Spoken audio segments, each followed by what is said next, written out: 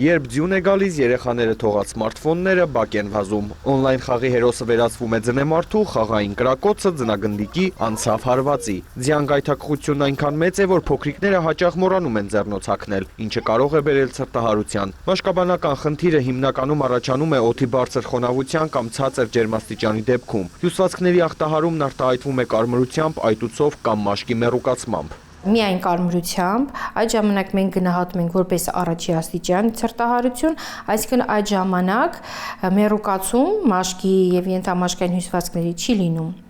Եվ կարող է լինել արտահայտվել մեռուկով, երբ որ առաջանում են բշտեր, ցիանոզ եւ կարող է անգամ գանգրենա զարգանալ, այդ ժամանակ մենք արդեն ավելի խոր աստիճանի ցրտահարություն ենք գնահատում, երկրորդ, երրորդ եւ չորրորդ աստիճանի։ Ռիսկի խմբում են ուղեկցող հիվանդություններ ունեցողները, նաև դրսում աշխատողները։ Կարող է լինել նաև կոնտակտային, ենթադրենք դրսում սառը մետաղի դիպչելու, երկարատև դիպչելու պայմաններում, այդ ժամանակ պարտադիր չի հենց վերջույթ լինի։ Կարող է ինչ-որ վամնամաս լինի, բայց որպես կանոն դա վերջույթներն է։ Դրա համար ձմռանը մենք խորհուրդ ենք տալիս մատանիներ, ականջողեր կամ չկրել, կամ եթե կրում են, ուրեմն պաշտպանված լինել։ Մարմնի ցրտահարված մասերն արգելվում է տաք ջրի մեջ դնել կամ ձյունով շփել։ Այդպես կարելի է խորացնել վնասվածքը։ Առաջի խորհուրդը տաքացնել աստիճանաբար։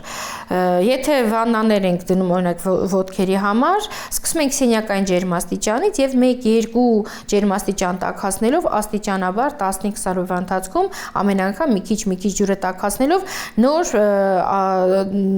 ջուրը հասցնում ենք 36-38 ջերմաստիճանի, որի ժամանակ որը կապահովի աստիճանական տաքացումը հյուսվածքների։ Ցրտահարությունը մաշկի տեղային վնասում է, սակայն կա նաև ընդհանուր, համակարգային ախտահարում, սառեցում։ Այդ ժամանակ մարմնի ընդհանուր ջերմաստիճանն իջնում է եւ գործը հասնում է վիրաբույժներին ու ռեանիմատոլոգներին։ Ալկոհոլի կիրառումը ոչ միայն չի բացառում ընդհանուր սառեցումը, այլ հակառակը